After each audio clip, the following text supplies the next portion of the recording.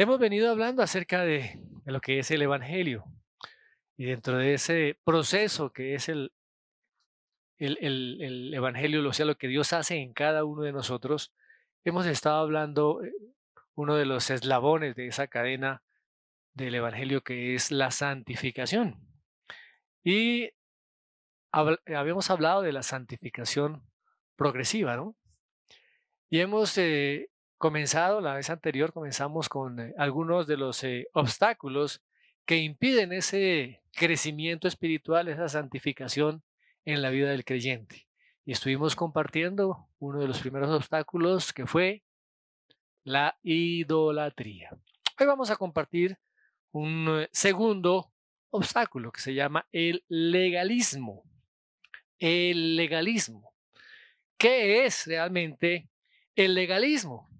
Es cuando pues el cristiano trata de ganarse el favor de Dios a través de su obediencia, bien sea a los mandamientos del Señor o a veces a estipulaciones que el hombre ha establecido.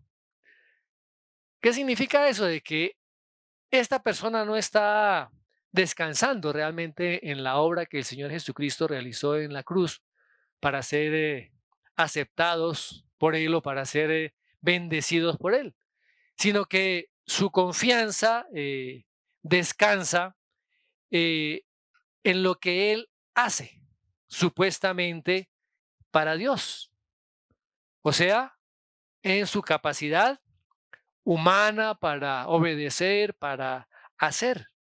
Fijémonos que lo que hace el Evangelio nos mueve hacia la obediencia. ¿Cuál es la razón por la cual el Evangelio nos mueve hacia la obediencia? Porque ya hemos sido nosotros aceptados por Dios y esa aceptación viene por la gracia. Hemos sido aceptados por Dios por pura gracia. Pero ¿qué dice el legalismo? Que yo tengo que obedecer para que Dios me acepte.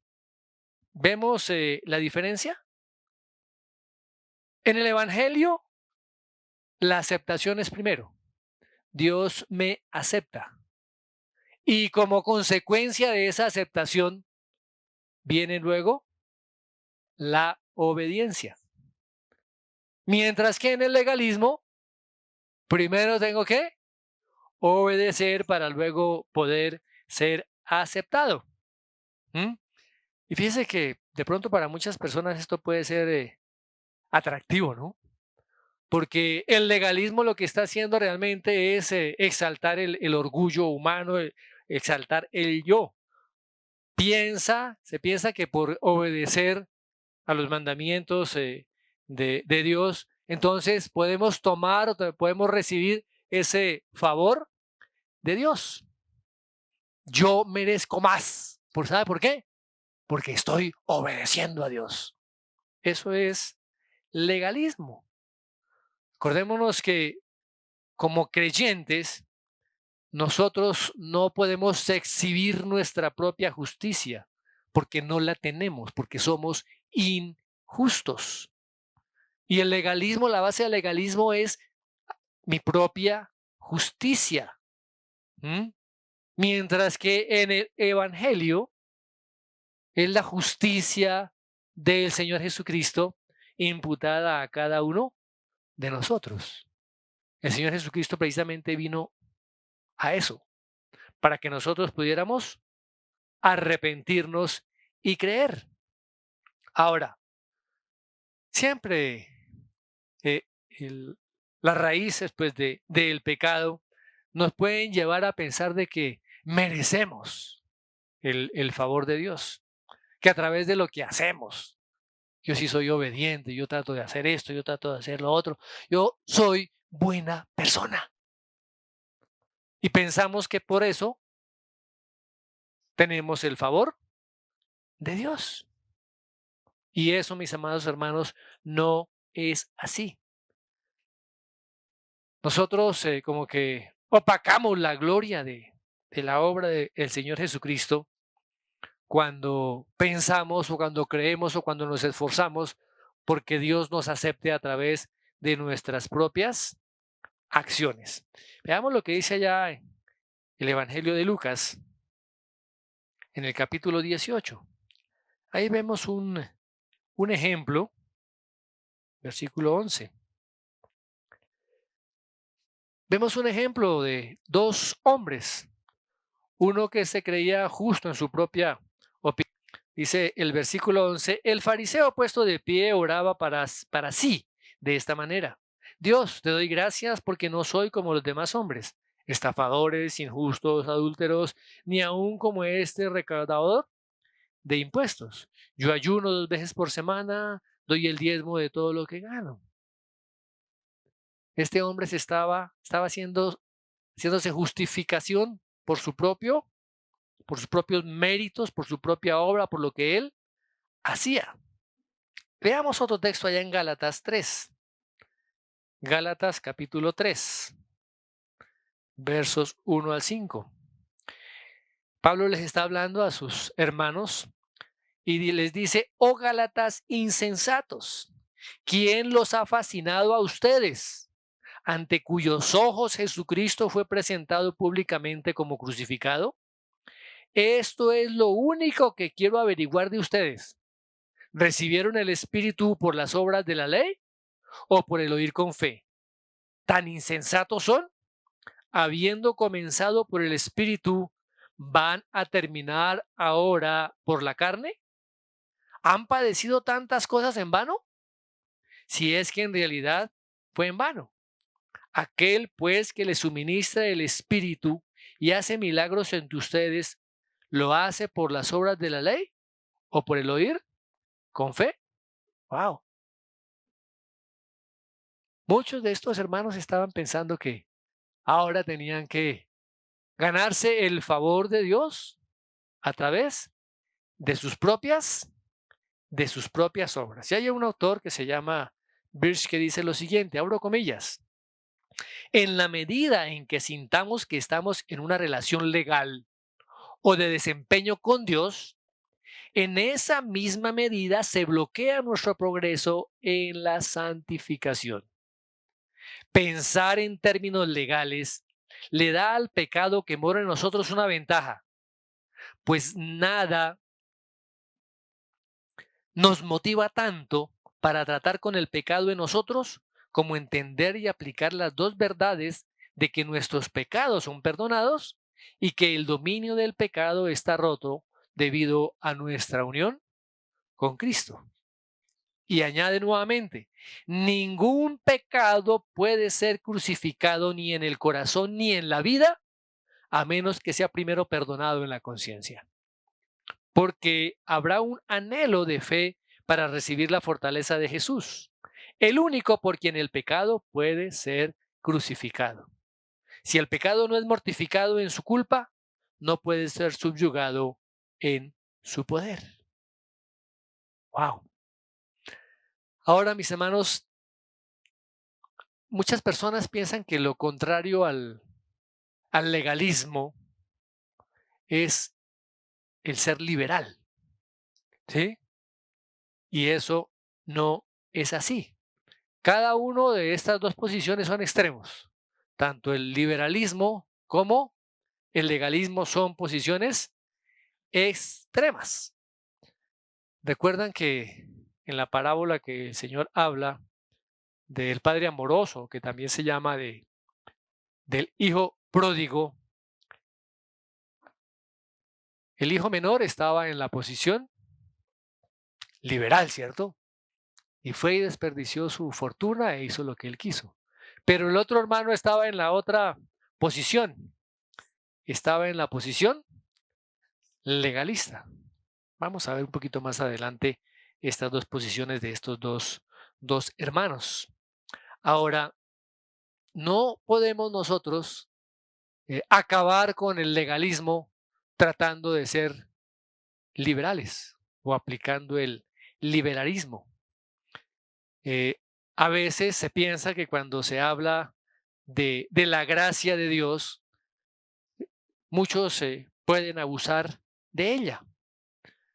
Pero la mejor manera para estar caminando en la senda de la verdad es entender lo que verdaderamente Dios quiere de cada uno de nosotros.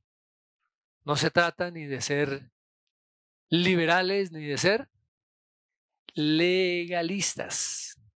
Se trata de comprender esa doctrina de la gracia de Dios y entender el resto de doctrinas del Evangelio.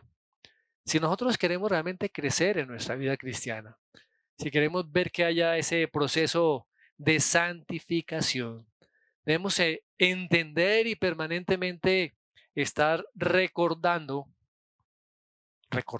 a nosotros mismos que por nosotros mismos no hay ningún mérito para ser aceptados delante de Dios.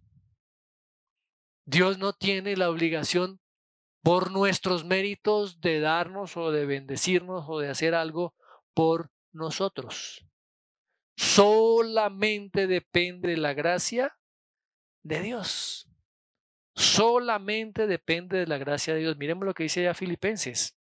Filipenses capítulo 3, versos 7 al 9. Dice Pablo, pero todo lo que para mí era ganancia, dice, lo he estimado como pérdida por amor de Cristo. Y aún más, yo estimo como pérdida todas las cosas en vista del incomparable valor de conocer a Cristo Jesús mi Señor. Por él lo he perdido todo y lo considero como basura, a fin de ganar a Cristo y ser hallado en él, no teniendo mi propia justicia derivada de la ley, sino la que es por la fe en Cristo, la justicia que procede de Dios sobre la base de la fe. Por muy bueno que sea nuestro actuar, nuestro comportamiento, nuestra conducta, mis hermanos,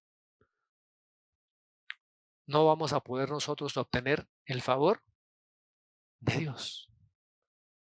Ese favor de Dios viene solamente por medio de la gracia de Dios derramada sobre nuestras vidas. Allá en la primera carta del apóstol Pablo a los Corintios también lo manifiesta de esta manera. Primera de Corintios, capítulo 1, versos 30 y 31. Dice, pero por obra suya están ustedes en Cristo Jesús. ¿Por la obra de quién? Por la obra de Dios estamos nosotros ahora en Cristo Jesús, el cual se hizo para nosotros sabiduría de Dios, justificación, santificación y redención. ¿Hay alguna parte aparecemos nosotros ahí? Solamente en lo que nosotros hemos recibido. Para que, tal como está escrito, el que se gloría, que se gloríe en el Señor. O sea, de principio a fin, es solamente obrando la gracia de Dios. ¿Hasta ahí estamos bien, mis amados hermanos? Ok, muy bien. Pasemos al siguiente problema que tenemos también que revisar. Somos salvos por la gracia de Dios, ¿cierto? Entonces, usted se puede preguntar, bueno, entonces, ¿qué papel está jugando ahora la ley, esa ley moral de Dios en la vida del cristiano? Si he sido salvo por gracia, muchos pueden pensar eso, dicen, pues ya no estoy bajo la ley. Algunos dicen que ya con la llegada del Señor Jesucristo, que el gobierno de Dios sobre la humanidad ha cambiado. Y dicen que la ley pues ya no tiene ninguna relevancia para el creyente hoy en día. A esto se llama antinomianismo. ¿Cómo se llama? Antinomianismo. Definámoslo de otra manera. ¿Qué es el antinomianismo? Pues es afirmar o es la posición o la doctrina que afirma que realmente los mandamientos de Dios ya no son relevantes para el cristiano. O sea que los cristianos no tienen que prestar atención a los mandamientos de Dios, porque ya el pecado ha sido perdonado y hemos sido justificados. Esa es la posición de los antinomianistas. Ahora, ¿cómo es la relación entre el Evangelio y la ley de Dios? Tenemos primero que nosotros poder entender esto. ¿Qué relación tiene la ley con la cruz? ¿Qué relación tienen los mandamientos, los estatutos, los preceptos de Dios con la obra que el Señor Jesucristo hizo en la cruz? Está totalmente relacionado, mis amados hermanos. Sin la ley de Dios, la cruz no tendría ningún significado. Es lo que dice aquí un autor que se llama Reisenberg. Dice, abro comillas, dice, el mensaje primordial de la cruz no es Dios te ama, que es lo que escuchamos hoy muy seguido. Dios te ama. Sino más bien, el mensaje es la ley de Dios ha sido quebrantada. Contemplar la cruz sin la ley es como tratar de armar un rompecabezas en el aire. Sin una base que conecte las piezas, nunca se podrá formar una imagen clara de la gracia de Dios. Sí, el espíritu de la cruz es amor eterno, pero la base de la cruz es justicia eterna. Predicar y enseñar la ley protegerá el evangelio y el cristianismo del sentimentalismo, del emocionalismo y de una supersticiosa perversión de la cruz. Mis amados hermanos, la ley moral de Dios está totalmente relacionada, está totalmente ligada con el Evangelio. Porque ¿qué hace esa ley moral de Dios? Veamos lo que dice el apóstol Pablo allá en Romanos, capítulo 3. Romanos, capítulo 3, verso 19. Dice, ahora bien, sabemos que cuanto dice la ley, lo dice a los que están bajo la ley, para que toda boca se calle y todo el mundo sea hecho responsable ante Dios. Porque por las obras de la ley ningún ser humano será justificado delante de él, pues por medio de la ley viene el conocimiento del pecado. ¿Qué está diciendo la palabra aquí? Sin la manifestación de la ley, no se podría conocer el pecado. No habría pecado. Nos causa a veces algo de risa cuando hace poco alguno de nuestros gobernantes dice que podríamos disminuir el número de delincuencia o la cantidad de delincuencia en nuestro país. Y estábamos esperando cuál va a ser la estrategia para que esa delincuencia en nuestro país disminuya. Y él afirma, es quitándole el título de delito a muchas cosas que se le pueden quitar del título de algo totalmente fuera de foco. Totalmente fuera de foco. Claro, si esas cosas ya no son ante la ley ilegales, si ya ilegal no es matar a otra persona, pues entonces, claro, el crimen se va a disminuir. Pero eso es algo totalmente ilógico. Totalmente ilógico. Miremos qué dice Gálatas capítulo 3. Gálatas capítulo 3, verso 24. De manera que la ley ha venido a ser nuestro guía para conducirnos a Cristo a fin de que seamos justificados por la fe. En otra versión dice que La ley ha venido a ser nuestro ayo. ¿Mm? ¿Qué es el ayo? ¿Qué es el ayo? Ese era ese maestro que se colocaba en la antigüedad a un joven para instruirlo, para guiarlo, para formarlo. ¿Sí? Y aquí dice que ¿qué hace la ley? La ley nos conduce a conocer nuestra propia condición de pecado. Dios nunca tuvo la intención de justificar al pecador por guardar la ley. Ninguno es justificado delante de Dios por guardar la ley. ¿Quién es el que justifica? Como dice la palabra. El Señor Jesucristo, por medio de la fe. Pero fíjese la importancia de la ley. La ley nos toma de la mano, por así decirlo, y nos lleva delante de Cristo. La ley nos toma de la mano y nos lleva a Cristo y muestra la condición de nuestro pecado. Muestra que somos totalmente impotentes para poder cumplir la ley, incapaces de poder vivir según las demandas de la ley, en nuestras propias capacidades, en nuestras propias fuerzas.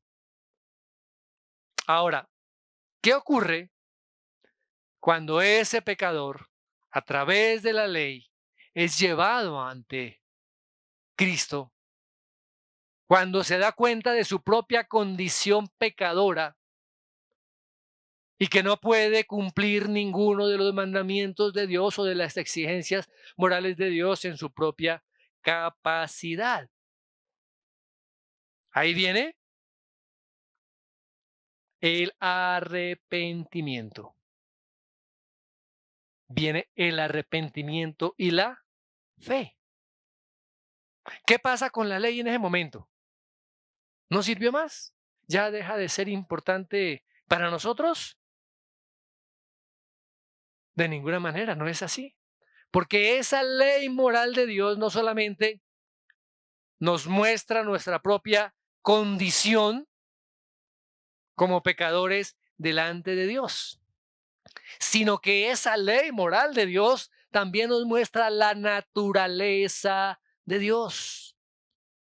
Nos muestra cuál es la voluntad de Dios. ¿Cómo es que Dios quiere que nosotros podamos vivir? Vivir de acuerdo a sus principios. O sea, conformar nuestras vidas de acuerdo a los mandamientos de Dios. ¿Para qué? ¿Para ganarnos el favor de Dios? No, porque ya hemos sido favorecidos, porque ya la gracia de Dios ha sido derramada sobre nosotros. Hay un autor, Jung, que dice lo siguiente, abro comillas: suena realmente espiritual decir que Dios está interesado en una relación, no en reglas. Ustedes han escuchado eso, ¿no? Dios está interesado en una relación. Y mira lo que dice él. Esto no es bíblico. De principio a fin, la Biblia está llena de mandamientos. Estos no están destinados a sofocar la relación con Dios, sino a protegerla, a sellarla y a definirla. Nunca lo olvides. Dios primero libertó a los israelitas de Egipto y entonces les dio la ley. El pueblo de Dios no fue redimido por observar la ley, pero fue redimido para que pudiera obedecer la ley. El apóstol Pablo también allí, el apóstol Juan, perdón, también allí en su primera carta dice lo siguiente: 2, 3 y 4, capítulo 2, 3 y 4. El apóstol Juan. Primera de Juan, capítulo 2, versos 3 y 4. Dice, Él mismo es la propiciación por nuestros pecados. Y no solo por los nuestros, sino también por los del mundo entero. Y en esto sabemos que lo hemos llegado a conocer si guardamos sus mandamientos. El conocimiento de Dios nos lleva a que nosotros obedezcamos, guardemos sus mandamientos. Y mire lo que dice el versículo 4. El que dice, yo he llegado a conocer, ¿a quién? A Dios. Y no guarda sus mandamientos, es un mentiroso. Y la verdad no está en él. Mis amados hermanos, la ley no ha sido desechada. El mismo Señor Jesucristo, yo no vine a abrogar la ley, he venido a cumplir la ley. Este mismo autor John nos da una ilustración de esto con respecto al matrimonio. Dice, si amas a tu esposa, guardarás tu voto de ser fiel a ella mientras ambos estén vivos. La demanda de la fidelidad sexual no pervierte la relación matrimonial, la promueve y la manifiesta. De la misma manera, los mandamientos de Dios no son dados como medios de gracia para que podamos crecer en piedad y mostrar que le amamos a Él. Ahora, en ninguna parte de la Biblia, mis amados hermanos, se nos muestra que el amor es un sustituto a la obediencia. Ojo, el amor no es un sustituto o es una alternativa a la obediencia. Ni tampoco es el amor el que define nuestra conducta. El amor más bien debe ser ese combustible que nos lleva a obedecer. Y podremos preguntarnos en términos prácticos, ¿qué significa amar a Dios? ¿Qué estamos nosotros diciendo cuando decimos yo amo a Dios? Ahora, lo primero, que Él tiene que ser nuestro único Dios. La ocasión pasada hablamos de derribar todos los ídolos que hemos nosotros creado. El amar a Dios significa adorarlo como Él lo ha determinado a través de las sagradas escrituras, no como a nosotros nos parece.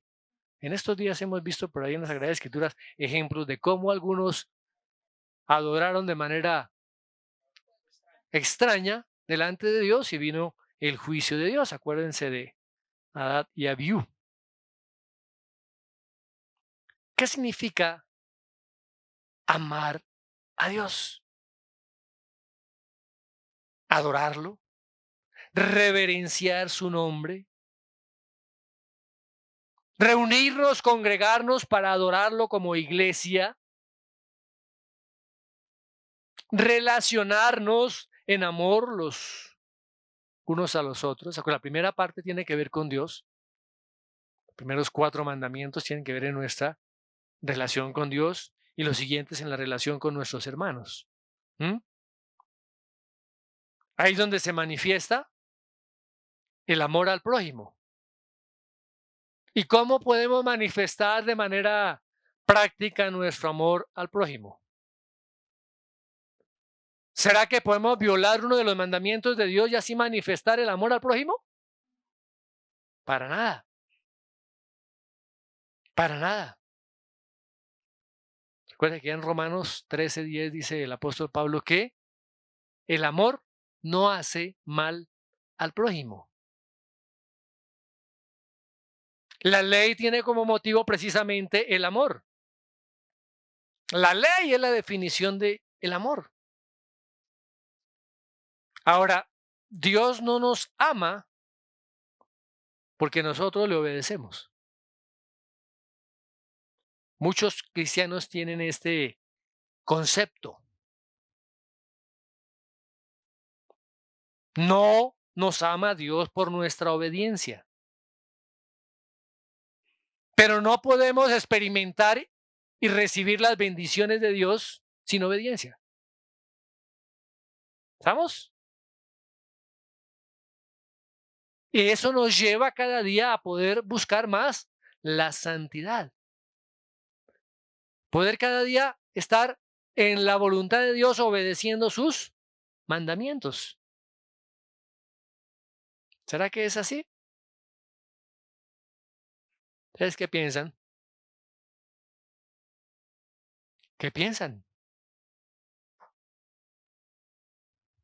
Ahora, la gracia, mis hermanos, no significa que ya no tengo que hacer nada. Recuerden que la santidad es una santificación progresiva, que la conversión implica también mi parte. El llamamiento de Dios es de parte de Dios. La regeneración lo hace el Señor por su Espíritu Santo. Pero en la conversión, Dios obra en mí y yo respondo ante ese llamado de Dios. De igual manera en la santificación, el obrar del Espíritu Santo en mi vida a través de su palabra. Estamos involucrados en ese proceso de santificación. Ahora, ¿qué hace esa gracia en nosotros? Miremos lo que dice Pablo a Timoteo, allí en Timoteo capítulo 2. Perdón, Tito capítulo 2.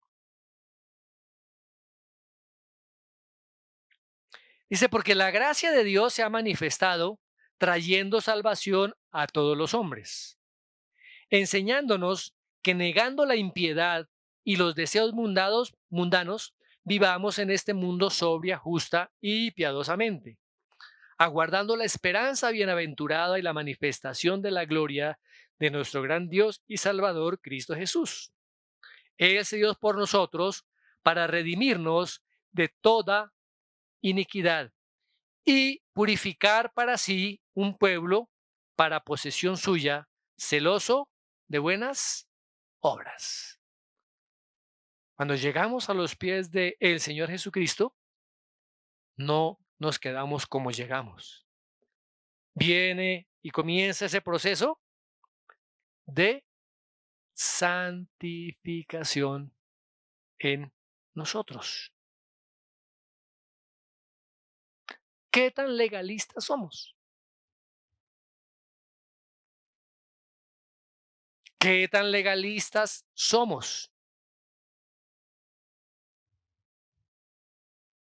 Cada uno tiene que examinar su propio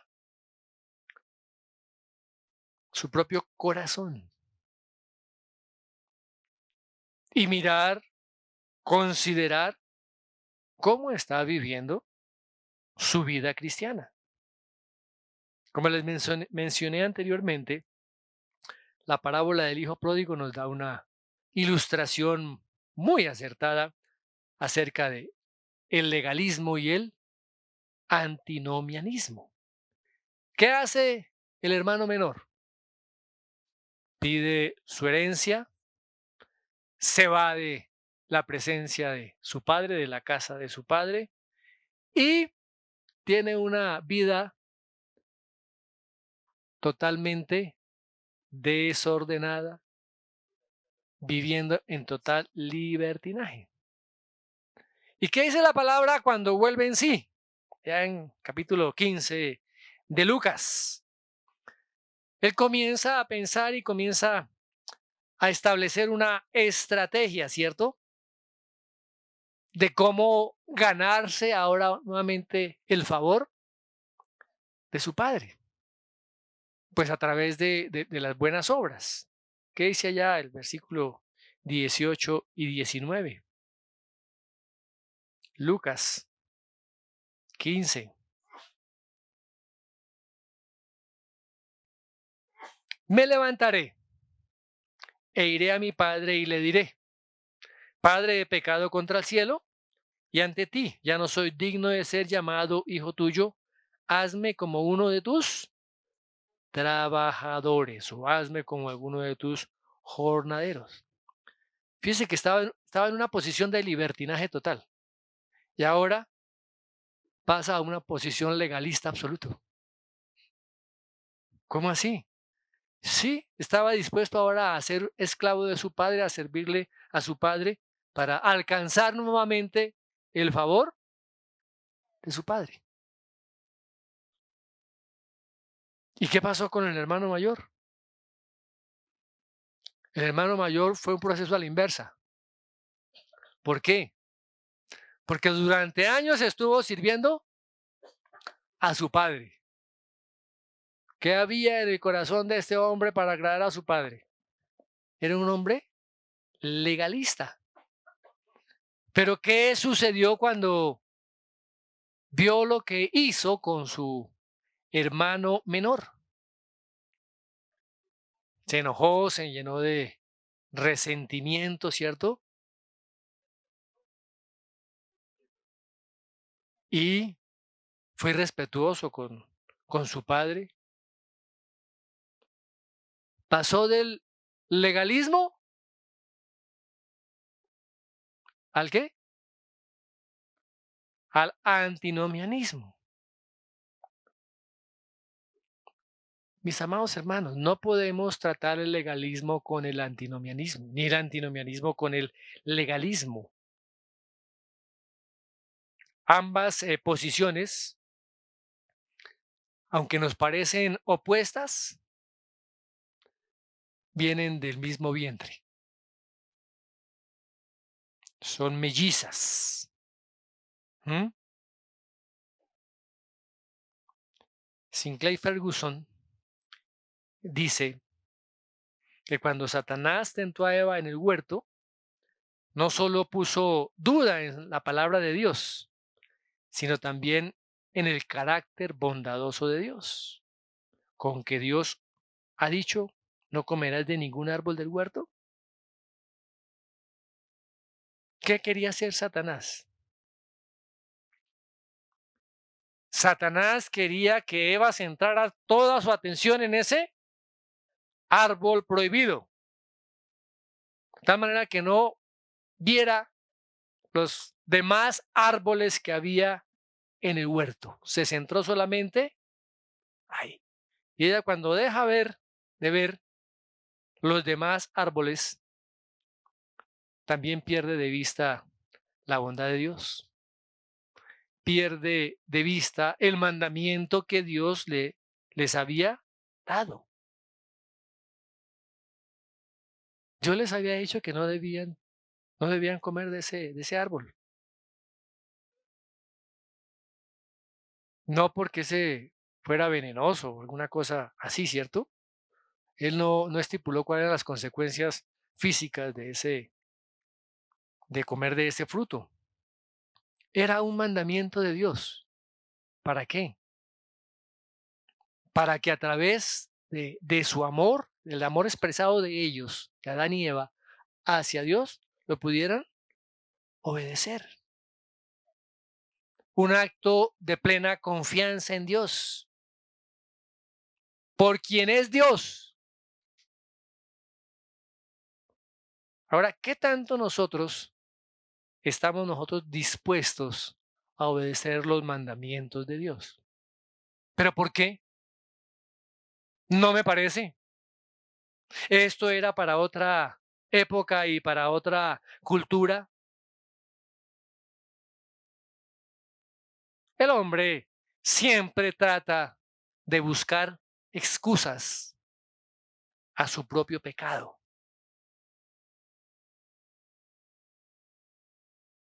Siempre trata de echarle la culpa a otro. ¿Qué hubiera pasado si Adán y Eva hubieran obedecido ese mandato del Señor? Esa relación con Dios cada día sería mucho más fuerte, ¿cierto? Una relación de amor, una relación de confianza. Pero ¿qué hizo Satanás? Desconectó, cortó la relación en que había entre el mandamiento y la bondad, el amor de Dios. Entonces el concepto de la ley fue totalmente distorsionado. Y ahí aparecieron esos dos extremos, el legalismo y el antinomianismo. Ferguson dice lo siguiente con respecto a esto. Dice, lo que fue inyectado en la mente y los afectos de Eva durante la conversación con la serpiente fue una profunda sospecha de Dios, que pronto se torció aún más hasta convertirse en rebelión contra Dios. ¿Pero por qué? Sigue añadiendo. El legalismo consiste simplemente en separar la ley de Dios de la persona de Dios. Eva ve la ley de Dios, pero ha perdido de vista a Dios mismo.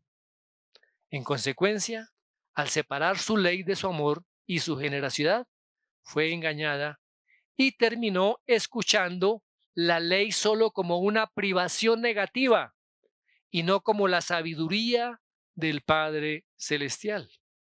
Esta distorsión, la mentira acerca de Dios, que ha entrado en el torrente sanguíneo de la raza humana. Realmente, mis amados hermanos, conocemos a Dios. Cuando tenemos conceptos cerrados de Dios, todas estas cosas pasan en la vida.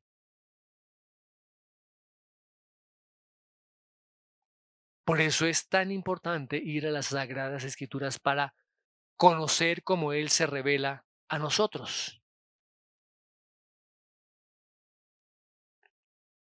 ¿Cuál es el antídoto, el remedio eficaz para estos dos extremos, el legalismo y el antinomianismo? El evangelio de la gloria de Dios, el evangelio de la gloria de Cristo, donde Dios está manifestando su amor, entregando a su Hijo en nuestro lugar. Y luego ahora nos da su Espíritu Santo para que habite en cada uno de nosotros, para que nos motive y nos lleve realmente a que tengamos la capacidad para poder obedecer a Dios. Cada día Dios quiere formarnos a la imagen de su Hijo, el Señor Jesucristo. Ojo con esos tres: la idolatría, el legalismo y el antinomianismo. Algo de eso tenemos. De pronto para algunos más, para otros menos. Por eso nuestra oración delante del Señor es: Señor, examina mi corazón. Ve si hay en mí engaño, si me estoy engañando a mí mismo.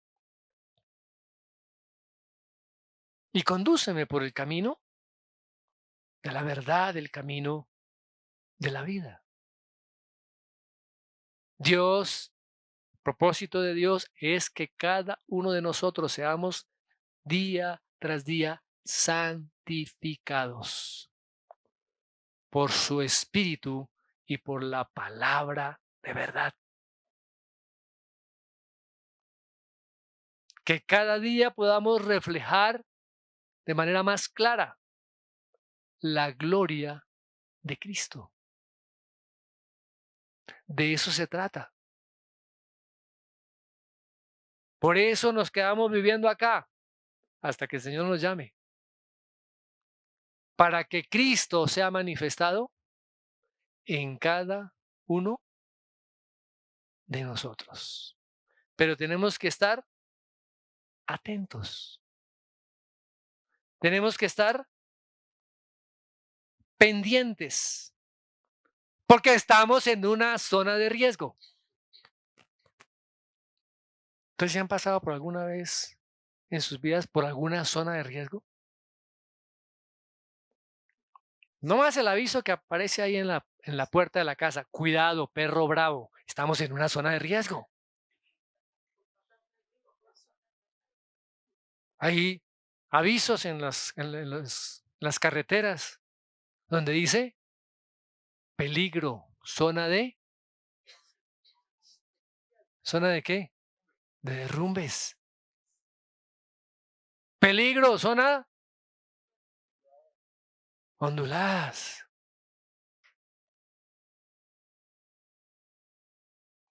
En otros sitios veo peligro, zona de electrocución. Ojo, porque lo puede matar un corrientazo.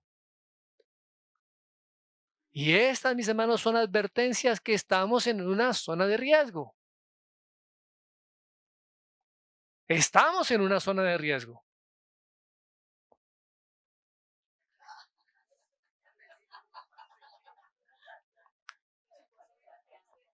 Su, su esposa estaba trapeando y su merced se encontraba en zona de riesgo.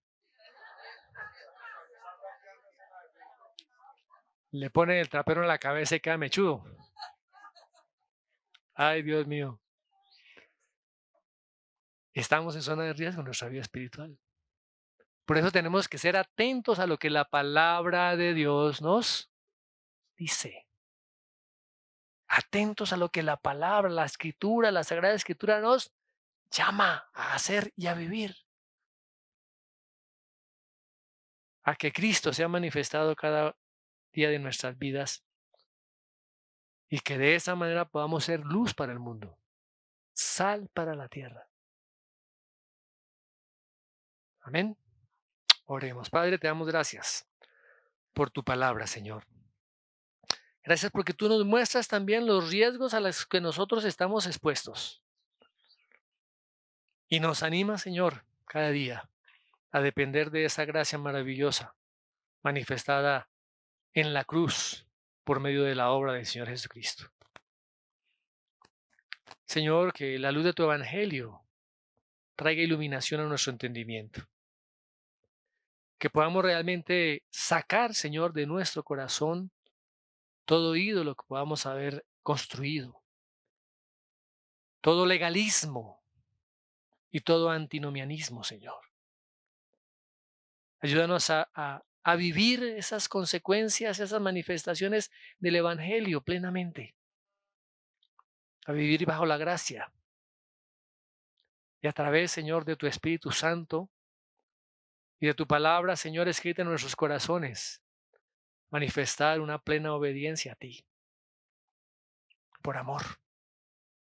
Gracias, amado Dios, por tu iglesia, porque la estás santificando, la estás limpiando, para presentártela delante de ti mismo como una iglesia santa, pura y sin mancha, que no tenga de qué avergonzarse.